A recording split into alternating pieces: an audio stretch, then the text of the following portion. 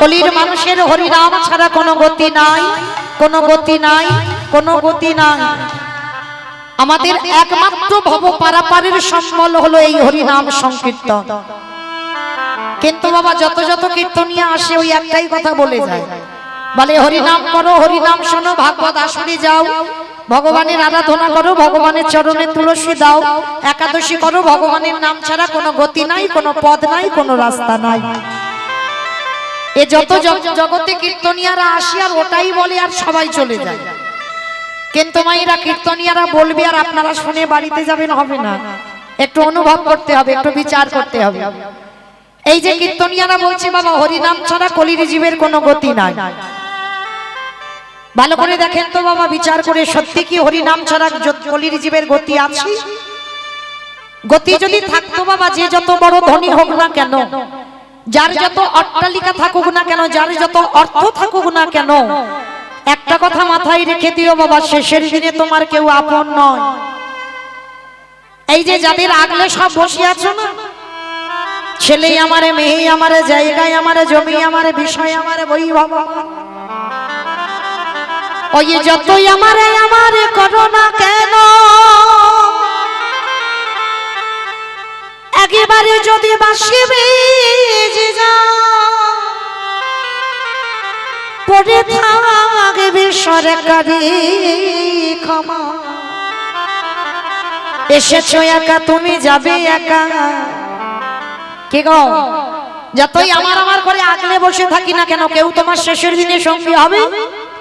কেউ হবে না। যত বলি না কেন আমি তোমায় জীবন দিয়ে ভালোবাসি, আমি তোমার প্রাণ দিয়ে ভালোবাসি, তোমার জন্য আমি এক্ষুনি মরতে পারি, বলে ভুল কথা। যা লেখার তা হয়ে গেছে বাবা, কেউ কারোর জন্য মরে না। তাহলে এসেছো একা, যাবে একা, শুধু কর্মটুকু তোমার সঙ্গে যাবে। কতবার তুমি হরিবাসরে বসেছো, কতবার তুমি ভাগবত আসরে বসেছো, কতবার সাধু সঙ্গ করেছো, কতবার ভক্ত সঙ্গ করেছো, কতবার একাদশী করেছো, কতবার ভগবানের চরণে চন্দন তুলসী দিয়েছো, আর কতবার হরিবাসরে গিয়ে গল্প করেছো, আর কতবার হরিবাসরে গিয়ে এই কর্মটুকু সঙ্গে যাবে, আর কিছু যাবে না। আর একজন যাবে বাবা, গ্যারান্টি দিতে পারবে, এই গ্যারান্টিটা আমি দিতে পারি, হরিবাসরে দাঁড়িয়ে আর একজন তোমার সাথী হবে। কে? যতই ওই একসঙ্গে বন্ধু বান্ধব আমরা চায়ের দোকানে যাই না কেন, বাজারে ঘাটে যাই না কেন, হরিবাসরে আসি না কেন, কেউ তোমার সঙ্গে যাবে না। শেষের দিনে একজনের সঙ্গী হবে, কে? এই হরি নামে যাবে। কে গো মায়েরা, ভুল বললাম? এ নাম ছাড়া তোমার সঙ্গে কিছু যাবে? যে যত ধনী হোক আর গরিব হোক, এই করতালটা তোমার ভাড়া করতে হবে। যার ঘরে আছে তো ভালো, আর যার ঘরে নাই ওই গ্রাম থেকে ভাড়া করে আনতে হবে। আর বলবে কি, বলো হরি হরি, বলো হরি হরি। তাহলে দেখেন শেষের দিনে কেউ কি তোমার সঙ্গে গেল? তাহলে গেল কে? এই হরি নামে যাবে। তাহলে হরি নাম ছাড়া আমাদের কলির মানুষের কোনো গতি নাই, কোনো পদ নাই, কোনো রাস্তা নাই। তাই সেই পদ অবলম্বন করে বাবা আমাদের ভজন সাধনে নামতে হবে। তবে মায়েরা একটা কথা মনে রেখো, ভজন যদি করতে হয় একটু সকাল সকাল নামতে হবে। কেন? শিশুকালে কৃষ্ণ ভজে কৃষ্ণ পাবার আসে, কৃষ্ণ পাবার আসে, যৌবনে কালে কৃষ্ণ ভজে আসিবা না আসি, আসিবা না আসে, অগবৃদ্ধ কালে কৃষ্ণ কাজী জমের তার আসে। ভজনে নামতে গেলে একটু সকালে নামো বাবা। দেখবেন অনেকে ভজনের পথে নামতে গেলে বাবা সে বুড়ো হয়ে যাচ্ছে, দাঁত পড়ে যাচ্ছে, চুল পেকে যাচ্ছে, তবু বাবা ভজনের ভ বোঝে না। সকাল থেকে একেবারে তাস খেলতেই ব্যস্ত, বয়স হয়ে গেছে তবু খেলায় মেতে আছে, এখনো চৈতন্য হচ্ছে না। কেন? তাহলে মনে রেখো বাবা, এই যে আমরা মনুষ্য কুলে এলাম, আমরা প্রত্যেকে ৮০ লক্ষ জনই আমাদের ভ্রমণ হয়ে গেছে। কেউ মাছি হয়েছি, মশা হয়েছি, পোকা হয়েছি, আরশোলা হয়েছি, কত রকমের পশু পাখি হলাম। কিন্তু মনে রেখো মায়েরা, এই যে ৮০ লক্ষ জনই ভ্রমণ হয়ে গেছে, ৪ লক্ষ বার মানব জন্ম হতে পারি বাবা। এই জন্মটা হয়তো আমাদের শেষ জন্ম। আর দেখবেন বাবা অনেক ভক্তরা সকাল সকাল ভজনে নেমে যাচ্ছে, কেন? মনে রাখতে হবে এই 4 লক্ষ জন্মে হয়তো তার শেষ জন্ম, এই জন্মের পরেই পেয়ে যাবে আমার গোবিন্দের রাতুল চরণ। নিতাই গৌর প্রেমানন্দে হরি বল। তাই আপনারা আমরা এমন কর্ম করব না যেন বাবা আবার আমাকে 80 লক্ষ জনিতে ফিরতে হয়। নবদ্বীপের মাটিতে ব্রজেন্দ্র নন্দন কৃষ্ণ শচী গর্ভ সিন্ধু মাঝে উদয় হয়েছেন পতিত পাবন গৌর সুন্দর হয়ে। তবে মায়েরা এই জায়গাটা একটু আস্বাদন করবেন মন প্রাণ দিয়ে। শচী মায়ের কিন্তু প্রথম গর্ভের ছেলে আমার নিমাই পণ্ডিত নন। এই জগৎ সংসারী বাবা একটা প্রথা আছে, কি প্রথা? যে নারীর প্রথম সন্তান মারা যায়, এই সমাজে আমরা সবাই বলি তাকে নাকি শুভ কাজে আর লাগানো যায় না। কি মায়েরা বলি না, যে নারীর প্রথম সন্তান না থাকে তাকে শুভ কাজে লাগানো যায় না। আবার বলছে যে নারীর প্রথম সন্তান চলে যায়, সকাল সকাল উঠে সেই নারীর মুখ দেখে কোনো শুভ কাজে গেলে নাকি শুভ কাজ নাকি ভঙ্গ হয়ে যায়। কিন্তু এটা যদি বাবা ঠিক হবে তাহলে আমার নিমাই পণ্ডিতের মা শচী ঠাকুরানী, এই শচী মায়ের প্রথম গর্ভেই তো বাবা 8টা মেয়ে মরে গেছে। পরপর একটা একটা করে মেয়ে হয়, কোনটা 1 দিনের শিশু, কোনটা 5 দিনের শিশু, কোনটা 8 দিনের শিশু, কোনটা 10 দিনের বাচ্চা শচী মার কোলে বসেই মারা যায়। তারপরে নবম গর্ভে এলো বিশ্বরূপ, 16 বছর বয়সে সেও মাকে কাঁদিয়ে চলে গেল। তারপরে দশম গর্ভে ছেলে এলো নিমাই পণ্ডিত, সেও বাবা 24 বছর বয়সে মাকে কাঁদিয়ে চিরজনমের মতো চলে গেল। সেটা আপনারা আমরা সবাই জানি। তাহলে এই জায়গাটা বিচার করে দেখেন, ভগবানের মা শচী ঠাকুরানীকে কি দর্শন করলে আমাদের যাত্রা শুভ হবে? না, কখনো না, কোনদিন আমাদের যাত্রা শুভ হবে না। তাহলে এই জায়গাটাকে আমাদের বুঝতে হবে, আপনাদের আমাদের মতো মা নয়। আমরা অপরাধ করি, আমরা পাপিষ্ঠ, আমরা দুরাচার, আমাদের ভাগ্যটা এমন হতে পারে, কিন্তু যিনি আমার ভগবানের মা, যিনি আপনাদের আমাদের মতো মা নয়, যিনি আমার ভগবানের মা, তাকে কেন কিসের জন্য প্রথম কোলেই বাবা 8টা মেয়ে মরে যাচ্ছে? তাও বাবা পরের ছেলেটা যে এলো বড় ছেলে বিশ্বরূপ, সেটাও কোলের কাছে থাক না, সেটাও 16 বছর বয়সে সন্ন্যাসী গেল। ছোট ছেলেটা নিমাই থাক, তাও থাকলো না, 24 বছর বয়সে সেই নিমাইও চলে গেল সন্ন্যাসী হয়ে। কেন? কারণটা কি? কাঁদালে কাঁদিতে হয় এ কথাটা মিথ্যা নয়, এই কথাটা মাথায় রেখে দিতে হবে বাবা। তুমি যদি বিনা অপরাধে বিনা অন্যায় কাউকে কষ্ট দাও, কাউকে দুঃখ দাও, কাউকে ব্যথা দাও, কাউকে বেদনা দাও, কাউকে জ্বালা দাও, যন্ত্রণা দাও, কোনো না কোনো দিন বাবা ওই ব্যাংকে টাকার মতো সুদে আসলে রিটার্ন তোমার ভগবান ফেরত দেবেই দেবে। ওই জন্য বলছে কাঁদালে কাঁদিতে হয় এ কথাটা মিথ্যা নয়। ভগবান বলছে আমি আমার সবথেকে যাকে বেশি ভালোবাসি। আচ্ছা বলো তো ভগবানের সবথেকে প্রিয়টা কি? সবথেকে ভগবান কাকে বেশি ভালোবাসে? জানো কাকে ভালোবাসে? ভক্তকে। ভগবানের সবথেকে প্রিয় ধন হচ্ছে ভক্ত। আর সেই ভক্তিমতী মেয়েটা হলো শ্রীমতী রাধা। সেই রাধারানীকে ছেড়েছিল 100 বৎসর ওই ব্রজের মাটিতে বসে বসে রাধারানীকে কাঁদতে হয়েছিল গোবিন্দ বিরহ। কেন? ভগবান বললেন আমি যাকে সবথেকে বেশি ভালোবাসি, মানে আমার প্রাণেরও প্রাণ, তাকেও বাবা আমি কাঁদিয়েছি 100 বছর। আমার মাকেও কাঁদিয়েছি। ওরে কলির জ্ঞানন্ধজি, তোরাও সাবধানে থাকিস, তোদের কোনোদিন ছেড়ে দেব না। সুদে আসলে ব্যাংকের টাকার মতো বাড়বেই বাড়বে। তাহলে এইখানে আমাদের জানার বিষয়, ভগবানের মা হয়ে তিনি কেন আজকে সন্তান হারিয়ে একটা নয়, দুটো নয়, তিনটে নয়, 10-10টা ছেলে মেয়ে, কেউ একটাও মার কোলের কাছে মা বলার জন্য রইল না? সবকটা সন্তান একটা একটা করে চলে গেল কেন? মনে রাখতে হবে মা অপরাধ যে করে রেখেছিল, আর যে অপরাধের মাসুল গুনবার জন্য 10-10টা ছেলে কোলে বসে রইল না, শেষের দিনে একটাও ছেলে কেউ মা বলবার মতো থাকলো না। তাহলে অপরাধটা কি করেছিল? যারা এখানে শাস্ত্র জ্ঞানী, যারা তত্ত্ব জ্ঞানী, অপরাধটা করেছিল বাবা ত্রেতা যুগে রঘুপতি রামচন্দ্রের অবতার। এই জায়গাটা একটু মন প্রাণ দিয়ে আস্বাদন করবেন মা। আর এক মন থেকে যদি দু মন হয়ে যায়, এই তথ্য কথা বাবা কিছু বোঝা যাবে না। মানে একটা লাইন থেকে একটা লাইনে যখন যাব কিছু বুঝতেই পারবেন না। তাহলে মনটা যেন একটা জায়গায় থাকে। তাহলে এই যে সচিমা আজকের একটা নয় দুটো নয় 10টা সন্তান হারালো কেন? অপরাধটা তার কি? অপরাধটা করেছিল বাবা ত্রেতা যুগে রামচন্দ্রের অবতার। এই রামচন্দ্রের অবতারে বাবা রাজা দশরথের 3টে পাট রানী ছিল, মা কৌশল্যা, মা কৈকেয়ী, মা সুমিত্রা। আর 3টে রানীর মধ্যে বাবা সব থেকে বেশি ভালোবাসতো দশরথ আমার কৈকেয়ী মাতাকে। আর যখনই কৈকেয়ী মাতাকে বাবা এত ভালোবেসে ফেলেছিল, আর ওই কৈকেয়ী মা দুটো বর চেয়েছিল।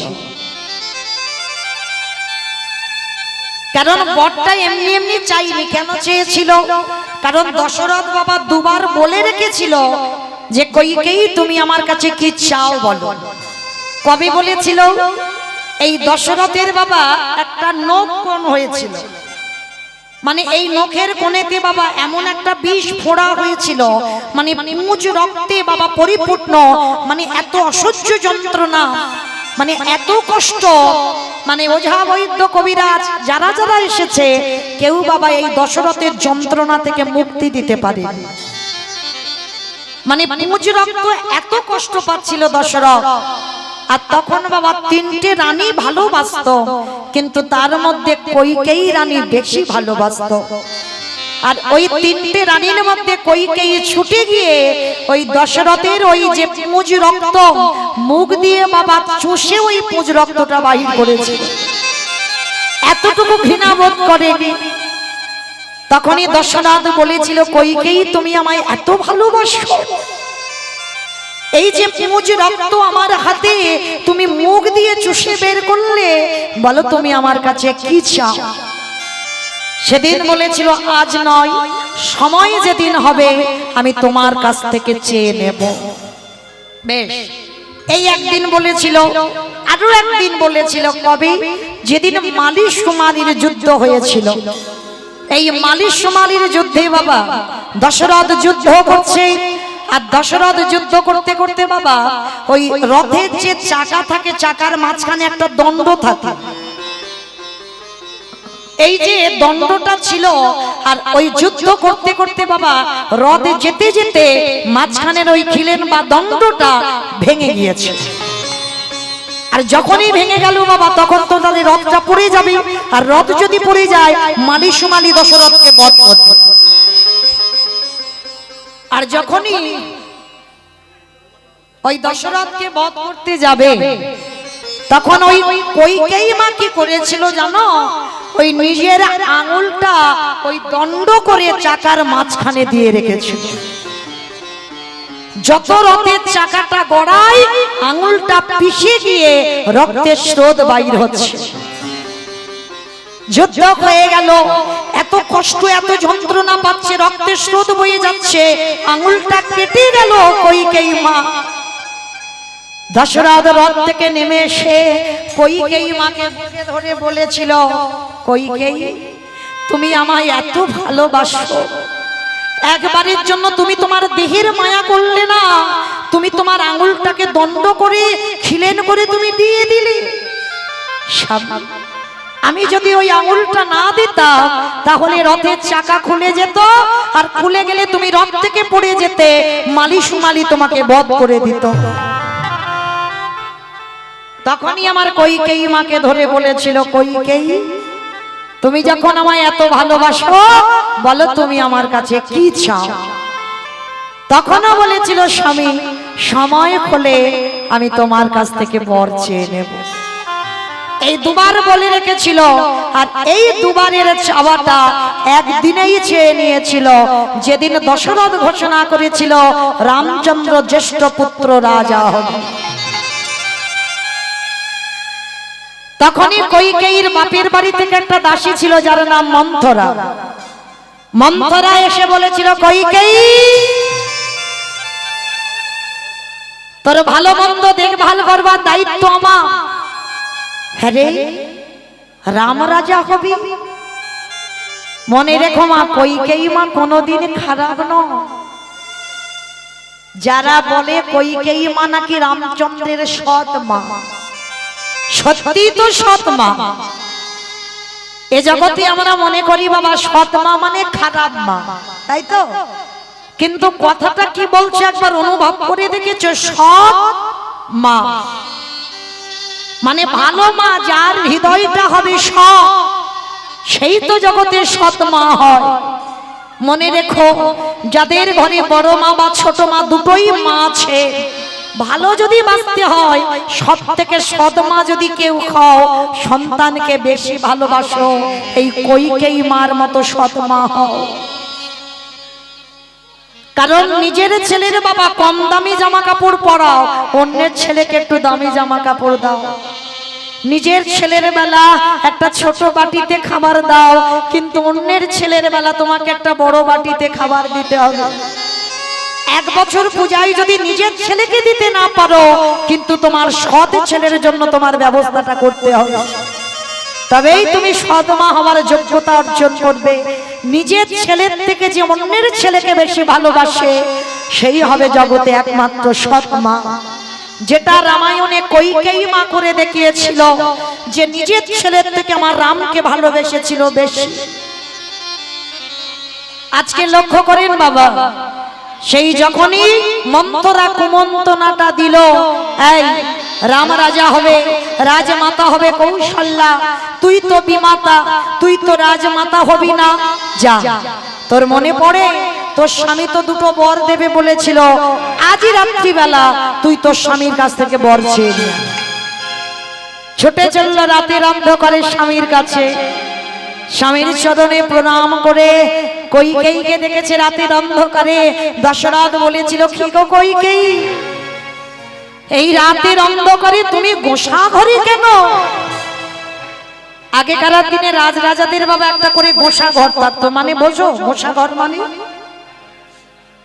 মানে যদি স্ত্রীর অভিমান হয়, সরাসরি স্বামীকে বলবে না বাবা, সেই ঘরে গিয়ে বসে থাকবে। আর সেই ঘরে গিয়ে বসে থাকলে তখন রাজরাজরা বুঝতে পারতো যে আমার স্ত্রীর নিশ্চয়ই কোনো অভিমান হয়েছে বা রাগ হয়েছে, আমাকে যেতে হবে ওই রাগটা ভাঙবার জন্য। তা রাজরাজাদের গোসা ঘর থাকতো, কইকেয়ী মা গোসা ঘরে বসেছে।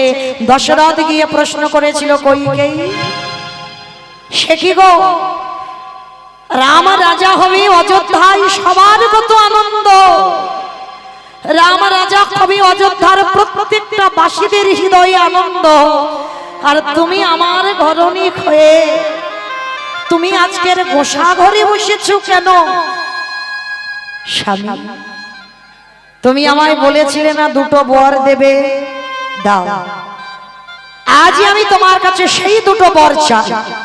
সে কি, রাম রাজা হবে এতদিন হয়ে গেল, তুমি চাইতে পারলে না, আজই দিতে হবে। হ্যাঁ, আজই এক্ষুনি আমাকে বর দিতে হবে। বলো কইকেয়ী, তুমি আমার কাছে কি চাও? তুই সত্য করো, আমি তোমার কাছে যা চাইবো তুমি আমায় তাই দেবে। ত্রিসত্য করেছিল দশরথ। প্রথমেই বলেছিল, দিতে যদি হয় আমায় একটা বর দাও, যেন প্রথম বরে আমার ভরত যেন রাজা হয়। যেই না কথাটা বলা, সঙ্গে সঙ্গে দশরথ শুনে বলেছিল, কইকেয়ী ও কইকেয়ী, তা তোমার ছেলে রাজা হবে, রাম কি আলাদা আর ভরত কি আলাদা? তা কিসের জন্য তুমি আজকে এমন করে বলছো যে তোমার ছেলে ভরত রাজা হবে? ঠিক আছে, তুমি যখন মেনে নিতে পারছো না যে রাম রাজা হবে না, হবে না, তোমার ভরতই রাজা হবে। শোনো, এটা তো প্রথম বর, আর দ্বিতীয় বর তোমাকে দিতে হবে। বলো রানী, কি দ্বিতীয় বর? আর এই দ্বিতীয় বর যদি দিতে হয়, এই দ্বিতীয় বরে দাও তোমার জ্যেষ্ঠ পুত্র রামচন্দ্র যেন 14 বৎসরের জন্য বনবাসী হয়, কইকেই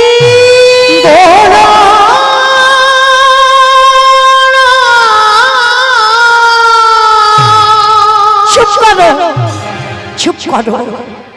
কি করে তুমি বলতে পারলে ভরতের রাজা হবে? এটা আমি মেনে নিতে পারলাম, কিন্তু আমার জ্যেষ্ঠ পুত্র রাম যাবে 14 বছর বনে। এটাই তুমি বলেছ ত্রিসত্য করে আমি যেটা চাইবো দেবে। বেশ, এতে যদি তোমার সুখ হয়, এতে যদি তোমার শান্তি হয়, আমি তোমাকে আশীর্বাদ দিলাম আমার রাম বনবাসী হবে। পরের দিনে সকালবেলা যখন কৌশল্যা জানতে পেরেছিল রাম বনে যাবে, পাগলিনীর মতো হয়ে আসে, পাগলিনীর মতো ওই কইকেয়ীর চরণে হাত জোড়ো করে বসেছিল। কইকেয়ী, তুই আমার নিজের বোন না হতে পারিস, কিন্তু তুই তো আমার বোনের মতো। তোর ভরত রাজা হবে ভালো, এতে আমার কোনো রাগ ছিল না, এতে আমার কোনো অভিমান ছিল না। ওরে আমার রাম যে আমার একমাত্র নয়নের বনি, তুই কি করে পারলি আমার রামকে 14 বছরের জন্য বনবাসে দিতে? কইকেয়ী বলেছিল কৌশল্যা আমাকে যেটা করেছে আমি ঠিক করেছি। বেশ, তবে শোন কইকেয়ী, আমি বিনা অপরাধে বিনা অন্যায় পুত্র হারাবো। আমি কোনো অন্যায় করিনি তোর কাছে, তবু তুই আমায় পুত্র হারা করে দিবি। 14টা বছর আমি অযোধ্যায় পড়ে কাঁদবো, 14টা বছর ওর পিতা দশরথ কাঁদবে, কিন্তু একদিনে যদি আমিও আমার ভগবানকে ভালোবেসে থাকি, তোর এই অত্যাচার কোনোদিন সহ্য হবে না। আমিও তোকে অভিশাপ দিলাম, আজ আমি তো শুধু 14 বছরে কাঁদবো, পরে তো আমি আমার রামকে কোলে পাবো, কিন্তু বিনা অপরাধে যখন একটা মাকে কাঁদালি, একটা মা যখন 14 বছর পুত্র খারাপ হলো, আমিও তোরে অভিশাপ দিলাম। আমার মতো করে তুই যতবার পৃথিবীতে সন্তানের জননী হবি, শেষের দিনে তোর কেউ মা বলার মতো থাকবে না, থাকবে না, থাকবে না। এই যে অভিশাপ দিল কৌশল্যা মা কইকেয়ীকে, যতবার তুই জগতে মা হবি ততবার তোকে সন্তান হারাতে হবে। তা কইকেয়ীর অভিশাপে বাবা এসে গেল একেবারে কোথায়? প্রথম জন্মেই হলো ওই দেবকী মা, ওই দেবকী মা হয়ে কংসের কারাগারে, কংসের কারাগারে প্রথমে ছোট ছোট পুত্র সন্তান হলো। ওই কংস মামা পাশানে মেরে প্রাণ নিয়ে নিল। সপ্তম গর্ভে এলো আমাদের বলরাম। ওই বসুদেবের প্রথমা পত্নী রোহিণীর গর্ভে চালনা করতে হলো। আরে অষ্টম গর্ভে এলো আমার কৃষ্ণ চন্দ্র, কৃষ্ণ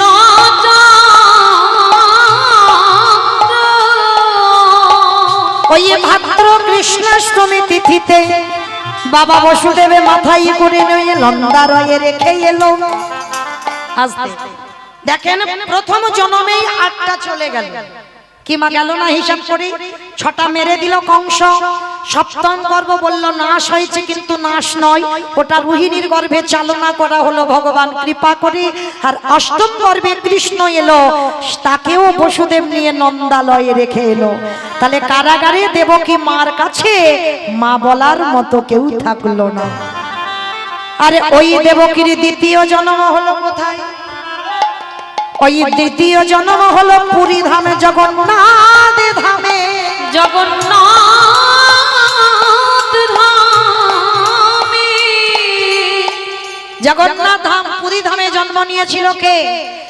ওই দেবকী মা দ্বিতীয়বারে জন্মালো, যার নাম হলো ইন্দ্রদম্ন রাজার ঘরণী, যার নাম হলো গুন্ডিচা মা। এই গুন্ডিচা মা সন্তান সন্ততি ছিল না বাবা। আমার জগন্নাথের কাছে প্রার্থনা করেছিল, হে জগন্নাথ, কৃপা করে তুমি আমার পুত্র দাও, পুত্র দাও, পুত্র দাও। এইভাবে বাবা 18 বার বলেছিল, 18 বার, একবার দুবার বলেনি। তা জগন্নাথ আমার কৃপা করে গুন্ডিচার কোলে 18টা সন্তান দিয়েছিল। একটা নয়, দুটো নয়, 18টা ছেলে দিল। আর এই যে 18টা ছেলে দিল, একটাও ছেলে মা কৃষ্ণ ভক্ত হলো না। কোনটা জুয়া খেলে, কোনটা তাস খেলে, কোনটা নেশাগ্রস্ত, কোনটা মাতাল, কোনটা বাবা পরসঙ্গ, কোন নারী সঙ্গ, মানে একটাও ছেলে ইন্দ্রদম্নর ভালো ছিল না। তা ইন্দ্রদম্ন আর গুন্ডিচা কেঁদেছিল আমার জগন্নাথের কাছে, হে জগন্নাথ, কৃপা করে সন্তান চাইলাম।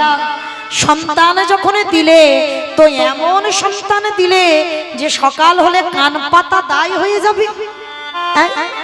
তাহলে তুমি যদি জগতের নাথ হও, তাহলে তুমি একবার বলে দাও, আমার এই 18টা ছেলে উদ্ধার পাবে কি করে? 18টা ছেলের মুক্তির পথ বলে দাও।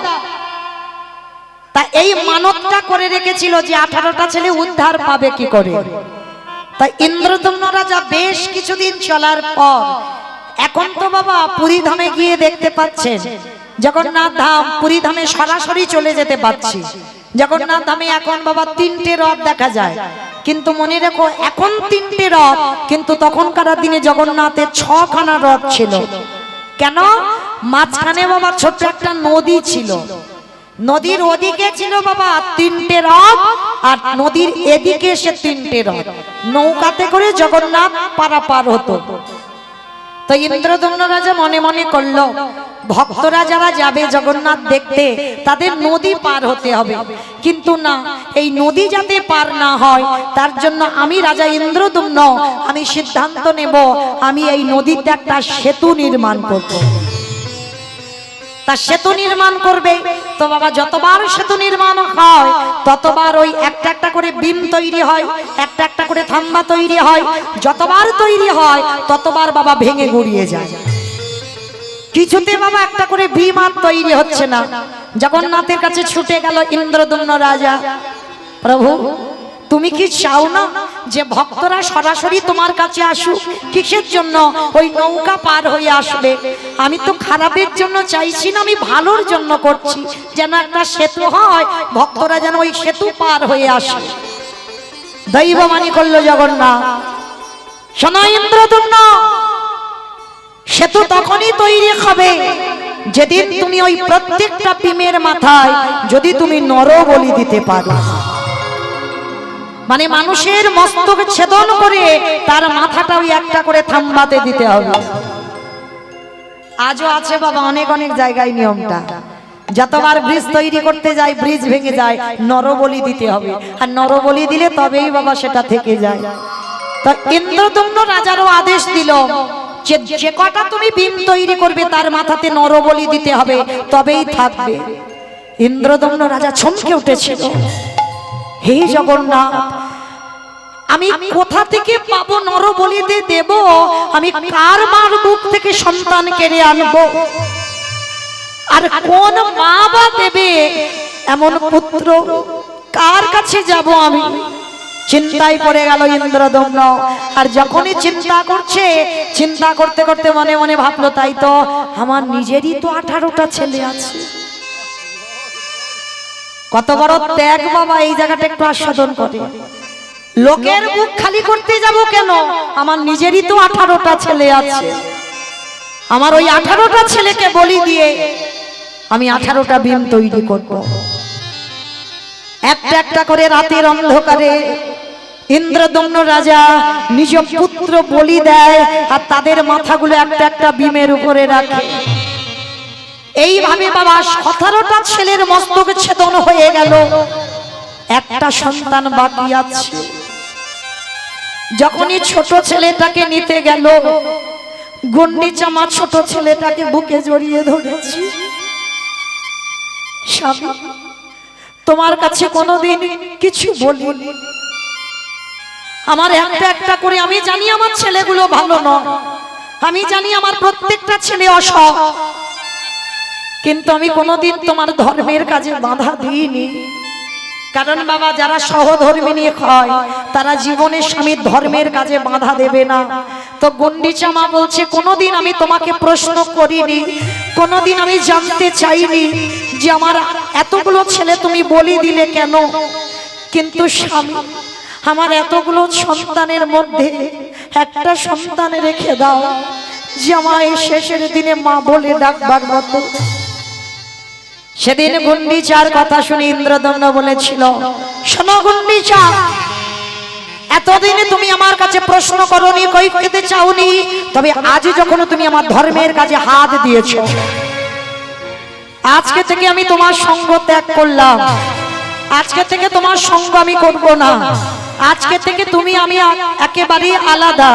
এসো, দাও তোমার ওই কোলের ছেলেটা।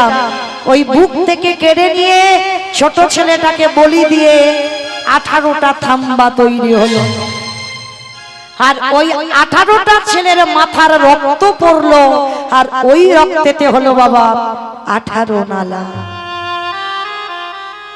জগন্নাথ দেখবার আগে একটা কথা বলে যাই বাবা, 18 নালা দর্শন করতে হয়। এখন বাবা 18 নালা সে পানাতে ভরে গেছে, তাই না? পরিষ্কার আর দেখা যায় না, তবুও বাবা ওটা 18 নালা। মনে রেখো, যদি কেউ সরাসরি শুধু জগন্নাথ দেখো তাতে লাভ হবে না। জগন্নাথ দেখবার আগে দুটো জিনিস আগে দেখতে হবে, একটা হলো 18 নালা, আর একটা হলো জগন্নাথের সামনে আছে গরুর স্তম্ভ। এই দুটো জিনিসকে যদি আগে দেখে প্রণাম না করো, তোমার জগন্নাথ দেখায় কোনো লাভ হয় না। তা এইবার 18 নালা হলো, কিন্তু বাবা এই জায়গাটায় প্রত্যেকের মনে একটা প্রশ্ন জাগছে না, ইন্দ্রদম্ন যদি জগন্নাথের চরণের দাস হয়, তাহলে জগন্নাথ এটা কি করে করতে পারলো? তার বুক থেকে 18টা ছেলেকে কেড়ে নিল। কারণ বাবা, ভক্ত যেটা চাই ভগবান তো সেটাই করে। ইন্দ্রদম্ন গুন্ডিচা তো কেঁদে বলেছিল, আমার 18টা ছেলে কি করে উদ্ধার পাবে বলে দাও। জগন্নাথ তো কৃপা করে ওদের উদ্ধার বা মুক্তির পথের জন্য এই সিদ্ধান্ত নেওয়া। এ জগতে যা যা কিছু ঘটনা ঘটে বাবা, সবই তার চিত্রপটে। তাহলে 18টা ছেলেকে বলি দিল কেন? ওই যে 18টা ছেলের মাথা আছে ওই ব্রিজের উপরে, আর আপনাদের মতো সাধুগুরু বৈষ্ণব যখন ওই ব্রিজের উপর দিয়ে হেঁটে যায়, আর তাদের পদধূলাগুলো পড়বে 18টা ছেলের মাথায়। আর বৈষ্ণবদের পদধূলা যদি পড়ে, ভক্তদের পদধূলা যদি পড়ে, ওই 18টা ছেলে আপনি থেকে উদ্ধার পেয়ে যাবে। পিতাই গৌর হরি বল, হরি বল। এইভাবে 18টা ছেলের মুক্তির পথ ফিরে পেয়েছিল। আপনাদের পদধূলাতে ওরা উদ্ধার পেয়ে যাবে।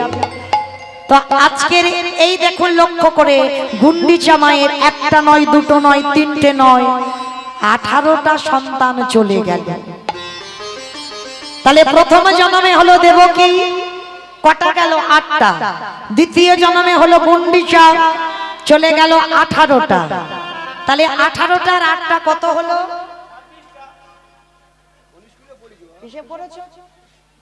কটা হলো? কটা? বাহ, মানে অঙ্কের মাথা ভালো, তাই না? তাহলে 8টা 18টা হয়ে গেল। তাহলে এই যে 8টা 18টা হয়ে গেল, কিন্তু এখনো বাকি আছে বাবা। প্রতি জন্মে জন্মে ওই দেবকী মাকে কাঁদতে হলো। আরে তৃতীয় জন্ম হলো কোথায়? দুবার তো হয়ে গেল। তৃতীয় জন্ম হলো নদিয়ার নবদ্বীপে মাঝি, ওই নীলাম্বর চক্রবর্তীর কন্যা সচিমা। সচিমা ওই একটা নয়, দুটো নয়, তিনটে নয়, চারটে নয়, 10-10টা ছেলে হলো, মেয়ে হলো। কেউ শেষের দিনে সচিমাকে মা বলার মতো রহিল না। কি বাবা আছে? একটাও ছেলে শেষের দিনে সচিমাকে মা বলবার মতো। সচিমা 3 নম্বরে এলো। প্রথমে দেবকী, দ্বিতীয়বারে গুন্ডিচা, তৃতীয়বারে সচিমা। আর সচিমায়ের একটা নয়, দুটো নয়, প্রথমেই 8টা মেয়ে হলো। তাহলে মরলো কি করে 8টা মেয়ে? অদ্বৈত আচার্য গোসাই 12 বছর তুলসী ভাসিয়ে আমার কৃষ্ণকে গৌর করে এনেছিল। কিন্তু যখন তুলসী পত্র ভাসালো, সচিমা যখন সেবা করলো, তখনই ওই অদ্বৈত আচার্য বুঝেছিল প্রভুর আসবার সময় হয়েছে। 12 বছর তুলসী ভাসালাম, তুলসী কোথাও গেল না, কিন্তু সচিমার গর্ভে বিলীন হলো কেন? তার মানে নিশ্চয় ওই মেয়েটারই গর্ভে আসবে। কিন্তু আমার ভগবান একবারও বলে দেয়নি আমি কত নম্বর গর্ভে যাচ্ছি। কি বাবা, ভগবান এইটা তো বলে দেয়নি যে আমি কত নম্বর গর্ভে যাব। প্রথমেও আসতে পারি, মাঝখানেও আসতে পারি, শেষ গর্ভেও আসতে পারি, কিন্তু ভগবান এটা বলেনি। তো অদ্বৈত আচার্য মনে মনে ভাবছে প্রভু তুমি না বললে কি হবে, আমি যাচাই করে নেব কত নম্বর গর্ভে তুমি আসবে। কি করে যাচাই করব? সচিমার কোলে যে কটা সন্তান আসে প্রত্যেকটা সন্তান হয় অদ্বৈত আচার্য খবর পেয়ে ষষ্ঠাঙ্গে সে দণ্ডবত প্রণাম করে। অদ্বৈত আচার্য গোসাই যেমন তেমন ব্যক্তি নন, যার নাম হচ্ছে মৃত্যুঞ্জয়। আমার মৃত্যুঞ্জয় কোন ঠাকুরকে বলে? শিব। শিব ঠাকুরের নাম হলো মৃত্যুঞ্জয়। কেন না, যেটা কৃষ্ণ করেনি বাবা সেটা আমার বাবা ভোলানাথ করে দেখিয়েছে। আমার ভগবান তো 125 বছর বয়সে জরাবাঁধের তীরে দেহত্যাগ করেছিল, কিন্তু বাবা ভোলানাথ সত্য ত্রেতা দ্বাপর এই 3 যুগে একই শিব হয়েছিল। মানে মৃত্যুকে জয় করলো বলে ওনার নাম হলো মৃত্যুঞ্জয়। তো আজকে সেই পরম বৈষ্ণব বাবা ভোলানাথ বাবা যদি একদিনের একটা শিশুকে প্রণাম করে, গ্রহণ করতে পারবে? ধরতে পারবে? ওই একজন বৈষ্ণবের প্রণাম গ্রহণ করবার ক্ষমতা সচিমায়ের 8টা মেয়ের হয়। একটা একটা করে প্রণাম করে সচিমার কোলে একটা একটা করে সন্তান মারা যায়। নবম গর্ভে বিশ্বরূপ এলো, তাকেও প্রণাম করলো। 16 বৎসর মাত্র ছিল, ওকেও চলে যেতেই হলো। আর ছোট ছেলেটা যেই না এসেছিল, আমার সচিমা ছোট ছেলে নিমাইটাকে আঁকলে ধরে রেখেছে। কেন? জেনে গেছে যে অদ্বৈত যদি প্রণাম করে আমার ছোট ছেলেও থাকবে না। তো সচিমা কি করেছে, সব সময় আড়াল করে রাখতো নিমাইকে। কিন্তু মা, আপনারা তো মা, কতদিন ছেলেকে আঁকলে রাখবেন? 1 বছর, 2 বছর, 3 বছর, 4 বছর, 5 বছর, এরপরে তো ছেলেকে খেলতে দিতে হবে। তো সচিমা সব সময় নিমাইকে কোলে করে নিয়ে ঘুমিয়ে থাকতো। আর যদি বা ঘুমাতো, নিমাইয়ের কোমরে মার আঁচলটা বেঁধে রেখে দিত। কে গো মায়েরা, তোমরা মাঝে মাঝে করো না ছোট ছোট ছেলেদের? এত দুষ্টুমি করি বাবা, দেখবেন গ্রিলের উপরে বাবা দড়ি দিয়ে বেঁধে রেখেছে। আবার ঘুমানোর সময় ছেলে যাতে অন্য জায়গা চলে না যায়, মার কোমরের আঁচল নিয়ে ছেলের ঘুমশিতে বেঁধে রাখে না? একটা ছেলে এত দুষ্টু আছে। তো নিমাই তো বাবা ছোটবেলা থেকে এত দুষ্টুমি করে, সচিমা আঁচলটা বেঁধে রেখে ঘুমায়। কিন্তু ভগবানে মনে মনে বলল, মা গো, আমি তো শুধু তোমারই জন্য আসি না, আমার এই জন্য কত যোগী মুনি ঋষি যুগ যুগ ধরে কাঁদি, যুগ যুগ ধরে কাঁদি। অদ্বৈত আচার্য গোসাই চিনতে পারছে না, আমাকে ধরা দিতে হবে। মার কোল থেকে দুপুর বেলা উঠেই নিমাই সুরধ্বনির তীরে হরিনামের খেলা খেলছে। অদ্বৈত আচার্য দেখতে পেয়েছে এই তো সুযোগ। কোনদিন নিমাইকে প্রণাম করা হয়নি। ওর 8টা দিদি আমার প্রণামে মরে গেছে, ওর বড় ভাইকে প্রণাম করেছি, জেনে গেছি ও ভগবান নয়। কিন্তু এবার নিমাই বাকি আছে, দেখি তো এই তো সুযোগ, একবার ওর পায়ের ধুলাটা নিয়ে। অদ্বৈত আচার্য যিনি ত্রিলোকের বড় বৈষ্ণব, পিছন থেকে 1 পা 2 পা করে গিয়ে নিমাই যখন হরিনাম করছে, আর পিছন থেকে গিয়ে বাবা একেবারে মাটিতে শুয়ে পড়ে নিমাইয়ের চরণে মাথাটা একেবারে দিয়েছে। আর যেই না নিমাইয়ের চরণে অদ্বৈতের মাথাটা পড়ল, সঙ্গে সঙ্গে 5 বছরের নিমাই ওই চরণটা তুলে অদ্বৈত আচার্যের মাথার উপরে তুলে। আর জানতে বাকি থাকে বাবাকে ভগবান। 8টা দিদি জন্মেছে, তারা আমার প্রণামে মরে গেল। বিশ্বরূপ এলো, আমার মাথায় পা দেবার ক্ষমতা থাকলো না, কিন্তু 5 বছরের নিমাই ও আমার মাথায় পা তুলে দিল। মানে কি? অদ্বৈত আচার্য চরণটা জড়িয়ে ধরেছে। সত্যি করে বলো, তুমি কে এসেছো? সত্যি করে বলো তুমি কে? নিমাই অদ্বৈত আচার্যের হাত দুটো ধরে বলছে, আরে ছাড়ো ছাড়ো ছাড়ো। তখন আমার অদ্বৈত আচার্যের বয়স ছিল 57 বছর, কারণ মহাপ্রভুর থেকে 52 বছরের বড়। তাহলে নিমাই পণ্ডিতের বয়স 5, অদ্বৈত আচার্যের বয়স হলো 57 বছর। যেই না প্রণাম, নিমাই তুলে বলছে, কি গো চিনতে পেরেছো? তুমি যে ওই যাদবাই মাধবাই কেশবাই বলে তুলসী পত্র ভাসিয়েছ, আমি ব্রজধাম ত্যাগ করে নদিয়ার মাটিতে এসেছি শুধু তোমার জন্য। চরণটা জড়িয়ে ধরে হা গৌর প্রাণ গৌর বলে অদ্বৈত আচার্য নয়নের জলে দিয়ে চরণ ধৌত করে দিল। আর যখনই চরণ ধৌত করে দিল, অদ্বৈত আচার্যকে বুকে ধরে বলছে, কেঁদো না, আমি তো এসেছি তোমার জন্য প্রভু। সেই যদি এলে, এত দেরি করে এলে কেন? 12 বছর ধরে তোমার জন্য কাঁদলাম, আমার তো প্রাণটা চলে যাব বা এত দেরি হলো তোমার আসতে। কেঁদো না প্রভু। মায়েরা এদিকে ভক্ত ভগবানের মিলন হয়ে গেল, আর ওদিকে সচিমার ঘুম ভেঙে গিয়ে অঝর নয়নে কাঁদছে। কেন কাঁদছে? মায়েরা একটা কথা মনে রাখবে, সন্তানের মঙ্গল আর অমঙ্গল কে বুঝতে পারে? মা।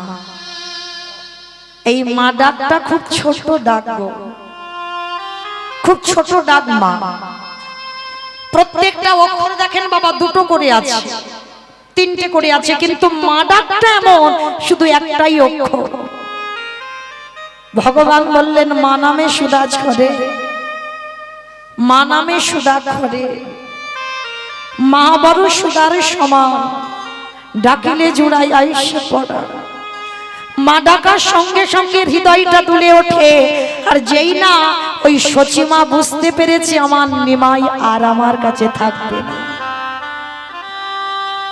ওদিকে ভক্ত কাঁদছে, ভগবানের চরণে জল পড়ছে, আর এদিকে সচিমা বুঝতে পেরে গেছে ছেলে আর আমার নয়, আর আমি ওকে ধরে রাখতে পারবো না, ও আমাকে ছেড়ে চলে যাবে। সচিমা কাঁদছে, আর সচিমার চোখের জল ওদিকে নিমাইয়ের চরণে চলে যাচ্ছে। অদ্বৈত আচার্যকে বলছে, শোনো গোসাই, তুমি একটু দাঁড়াও, আমার মা কাঁদছে, আমার মাকে একটু সান্ত্বনা দিয়ে আসি। ছুটে এলো নিমাই, মার কোমরটা জড়িয়ে ধরে বলছে, ও মা, ও মা, তুমি কাঁদছো কেন মা? বলো না, আমায় বলো না, আমার জন্য তুমি কষ্ট পাচ্ছ, আমি কোনো অন্যায় করেছি? ও মামা, তুমি কেন কাঁদছো? আচ্ছা বলো তো মা, ডাক্তার যদি বলে দেয় তোমার ছেলে আর বেশি দিন বাঁচবে না, বাড়িতে নিয়ে যাও, একটু কাছে কাছে রেখে দাও, একটু ভালোবাসো, কারণ যতই ডাক্তার বৈদ্য কবিরাজ করো না কেন, ও আর তোমার কাছে থাকবে না, ও ডাক এসে গেছে, ও চলে যাবে। যদি মা জেনে যায়, ছেলের সামনে যদি দাঁড়িয়ে কাঁদে, ছেলে যদি জিজ্ঞাসা করে, মা তুমি কাঁদছো কেন, মা কি বলতে পারবে, খোকা তুই আমায় ছেড়ে চলে যাবি বলে কাঁদছি?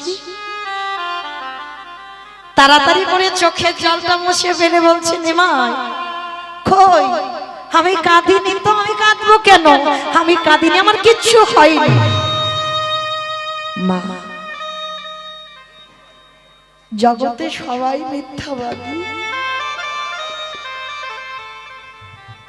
কেউ সত্য কথা বলে না, সবাই মিথ্যাবাদী। কি গো মা, মিথ্যাবাদী নয়? যারা দাঁড়িয়ে আছে, যারা বসে আছে, আমি কীর্তনী, আমার সম্প্রদায়, আমরা সবাই মিথ্যাবাদী। আমাদের মতো মিথ্যাবাদী বাবা পৃথিবীতে আর কেউ নেই। এই মানুষ জাতিটা হচ্ছে বাবা সব থেকে বড় মিথ্যাবাদী। কেন বললাম? বিচার করে দেখেন, প্রত্যেকে তো বলেছিলাম দয়াময়, এই মাতৃ জঠরে 32টা নারীর বন্ধনে ছিলাম, ঊর্ধ্ব পদে খেষ্টে মুন্ডে নারীর বন্ধনে ছিলাম। বিষ্কার গন্ধ, কৃমিকীটের পোকার কামড় সহ্য হচ্ছিল না। প্রত্যেকে আমরা অনেক কষ্ট করে মাতৃ জঠরে ছিলাম। প্রত্যেকে বলেছিলাম, দয়াময় এই কষ্ট, এই জ্বালা যন্ত্রণা সহ্য হয় না, তুমি একবার ধরাই নিয়ে চলো আমার। আমি কথা দিলাম পৃথিবীতে গিয়ে আমি হব কৃষ্ণ দাস। এখানে বাবা যারা ভক্তি পথে আছে বা যারা নাস্তিক, সবাই কিন্তু ভগবান দেখেছি আমরা, সবাই দেখেছি, কারণ মনে নেই। কবে জানো? মাতৃগর্ভে যখন অনেক কষ্ট পাচ্ছিলাম, যন্ত্রণা পাচ্ছিলাম, ভগবান আমার এই গর্ভে এসেছিল। এই গর্ভে এসে ভক্তের কষ্ট দেখে এই সহ্য করতে পারি। আপনারা প্রশ্ন করবেন, মৌমিতা ওই মাতৃ জঠরে ওইটুকু একটা জায়গা, যে জায়গাতে বাবা একটা বাচ্চা কত কষ্ট করে থাকে, তাহলে ওই জায়গাতে আমার ভগবান এসে বসেন কোথায়? ভগবান যে আমাদের সঙ্গে কথা বলে মাতৃগর্ভে, ভগবান এসে বসেন কোথায়? এই যে আমাদের পা দুটো উপরে আর মাথাটা নিচের দিকে থাকে, ভগবান আমাদের ওই চরণের তলায় এসে বসে। প্রমাণ পেয়ে যাবেন, দেখবেন কোন শিশু যখন জন্মাবে না, সে কালো হোক আর ফর্সা হোক, দেখবেন চরণ দুটো লাল টুকটুকে হয়ে থাকে। কেন জানো? ওই জায়গাটা তো আমার পরশমণি পরশ করেছি। ওই জন্য আমরা মানুষ জাতি না, দেহের এতগুলো জায়গা ছিল, মাথা ছিল, বক্ষ ছিল, হাত ছিল, বক্ষ ছিল, উদর ছিল, জাদু ছিল, হাঁটু ছিল, এত জায়গা ছিল। কিন্তু বাবা প্রণাম করতে গেলে সবার আগে পায়ে হাত দিতে হবে। কেন? প্রত্যেকটা মানুষের এই দেহ যদি অপবিত্র হয়ে যায়, দেহটা যদি নোংরা হয়ে যায়, কিন্তু বাবা তার চরণ দুটো জীবনে অপবিত্র হয় না। এই চরণ দুটো সর্বদা পবিত্র হয়ে থাকে। কেন? ওই যে মাতৃ জঠরে আমার ভগবান ওই চরণেই এসেই বসেছিল। পরশমণির পরশে যদি লোহা সোনা হয়, তাহলে একবারই যদি কোনো ভক্ত গোবিন্দ পরশ পেয়ে যায়, তার হৃদয়টা সোনায় পরিণত হয়। তাই গৌর প্রমাণ, হরি বল, হরি বল, হরি বল। তাই আমরা প্রত্যেকে বলেছিলাম আমরা হব কৃষ্ণ দাস, কিন্তু হলাম কি? সবার প্রথমে মার কোলে বসে মাকে চিনলাম। মা বলে দিল ওইটা আমার বাবা, মা বলে দিল ওইটা আমার দাদা, ওইটা আমার দিদি, ওইটা আমার মাসি। এই একটা একটা করে পরিচয় হলো। আর যত আপনজন কাছে আসে, ধীরে ধীরে আমরা মায়ার দাস হয়ে যাই, ভুলে যাই ফেলে আসা দিনের কথা, যে আমরা কৃষ্ণ দাস, আমরা ভজন করব বলে এলাম। কিন্তু বাবা ওই কৃষ্ণ ভজিবার তরে সংসারে আয়ন মিছে মায়ায় বদ্ধ হয়ে বৃক্ষ সম হইল। আর দেখবেন মা, যার জন্য ভগবান বলছে না, এই কলিযুগে লক্ষ্য করে দেখবেন, যে করে আমার আশ তারই করি সর্বনাশ। সর্বনাশ নয়। কেউ যদি বলে বাবা, কীর্তনিয়ার আমরা বলি ভগবান যে করে আমার আশ তারে করি সর্বনাশ, না। ভগবান ভক্তকে এত ভালোবাসে, যার জন্য প্রহ্লাদের জন্য ওই ইট বালি রড সিমেন্টের ভিতরে বসেছিল। ভগবান কতটা দীনতার প্রতিমূর্তি। ভগবান জীবনে ভক্তের সর্বনাশ চায় না। এইটা আমাদের বোঝার ভুল। ভগবান বলছে যে করে আমার আশ তারে করি সব নাশ। সব নাশ মানে কি? প্রথমে যদি বাবা দেখবেন তুমি একটা গোপাল সেবা করছো না, দেখবে তুমি মেয়েকে বিয়ে দিয়েছো, মেয়ের বাড়ির অনুষ্ঠান হবে, সেই মেয়ের বাড়ি দেখবে 3 দিন আগে থেকে বলবে মামা তুমি এসো না, আমার বাড়ির অনেক কাজ আছে। আর যেদিন থেকে তুমি ভক্তি পথে যাবে, মেয়ে বলবে মামা তোমার 3 দিন আগে আসতে হবে না, কারণ তোমার জন্য আলাদা হাঁড়ি চাই, আলাদা গ্যাস চাই, আলাদা ঘর চাই, তুমি সেই দিনের দিনে এলে হবে। কেন? কারণ মা তো কৃষ্ণ ভজনের পথটা ধরেছে। তাহলে জগতে শিখে নাও, প্রথমেই তুমি যদি ভক্তি পথে নামো, তোমার আপন জনকে ভগবান সব নাশ করে দেবে। যাদের যাদের সঙ্গে তোমার রক্তের সম্পর্ক আছে ভগবান নাশ করবে। তারপরে যদি তুমি ওই গোপালের চরণ আঁকলে ধরে থাকো, আমার গোবিন্দ চরণ আঁকলে ধরে থাকো, তারপরে বললেন ভগবান সেই ভক্তকে আমি আমার চরণের দাস করে নিতাই গৌর প্রেমানন্দে। আরে কৃষ্ণ ভক্ত যারা হয়েছে সারা জীবন তাদের কাঁদতে হবে, তাদের চোখের জল জীবনে ফুরাবে না। আর কৃষ্ণ ভক্ত তুমি বুঝতে পেরে যাবে কিরকম, যে কাজে হাত দেবে বাবা জীবনে সফল হবে না। সারা জীবন তোমার শুধু জীবনে দুঃখ কষ্ট ব্যথা বেদনা। কৃষ্ণ ভক্ত জীবনে বাবা পাথর সেটিং করা ঘর করবে না। কৃষ্ণ ভক্ত যদি পাথর সেটিং করা ঘরও থাকে, ভগবান চাইবে ও যদি আমার দাস হয় ওর মাথা থেকে ছাদ আমি কেড়ে নেব। তাহলে বুঝতে পেরে যাবে তুমি কৃষ্ণ ভক্ত হয়েছো।